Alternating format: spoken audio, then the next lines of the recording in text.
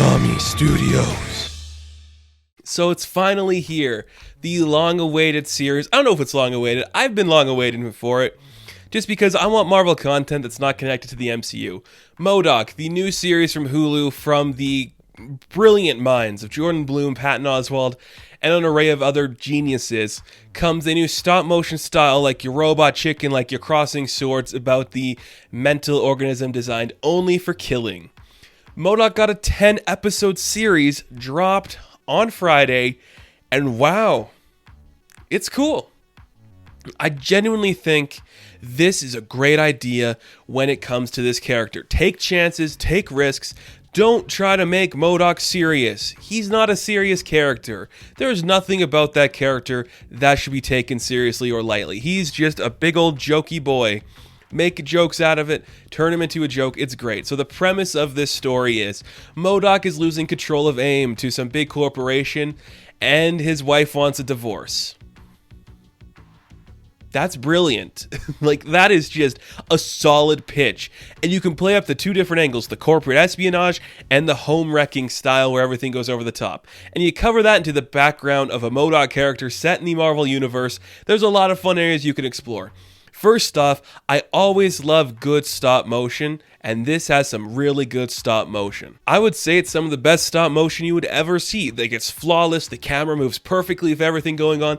I love the way they use the shaky cam where the scene never really is stoic, it's always moving with the scene. That looks really good. I'm amazed how far we've come with that technology. It looks flawless.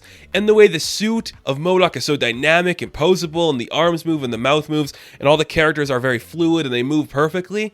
That is very impressive to see. I like that we can see this kind of stuff now. Because I think 10 years ago, maybe we wouldn't have had it look this prestigious or perfect. It's kind of cool that we're at this point where we can see this style of animation still being represented in a big, powerful way. I like that a lot. It just looks beautiful. Every character looks great. Every design works so much for the context of the program.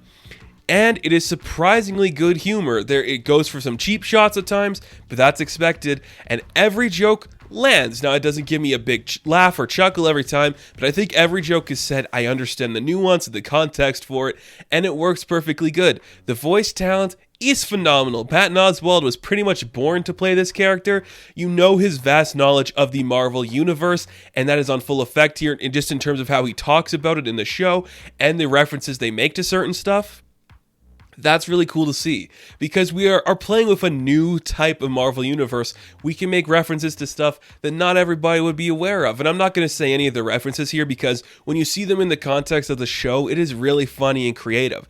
It's just really solid and engaging, and you're just like, that's cool. I was waiting for that, and you did it, man. That's great. I can't believe we got to this here before we got to it in another place. That's fantastic. It works really well, and surprisingly, the family dynamic works well, too. It balances out really great, because the backdrop of the divorce could kind of be tedious to some people, but you see the way it reacts to MODOK and his wife and their kids. It works really well, and I'm very surprised by that's what you did, you know? I'm just like, okay, you made the son likable, but he has his flaws and he wants his dad's approval. Same with the daughter. She is this empowering figure who kind of hates her or resents her father and for the certain way she looks and acts and all that kind of stuff. It works really well. You flesh out the wife in an interesting way where she kind of just like wants to get ahead in her career and is willing to make the sacrifices that she might not agree with to do so. That's kind of exciting. It's a different angle than I think a lot of people would be expecting from a MODOK show, it's just really cool to see. This is a really solid program. I think everything works. There's certain moments where I just went, you kind of played the scene out too long, but that's okay. I'd rather see like the full case of like your animation, your stop motion style, and I think that's perfect. And some people might not like the style. If you can't get behind it, I don't know what's wrong with you, because this is an art form that should be explored and represented more in mediums. Like, it's just really cool to see the things we can do with this. It works really well. It's a really gorgeous show. It's just perfectly encapsulates everything I kind of wanted for a show like this.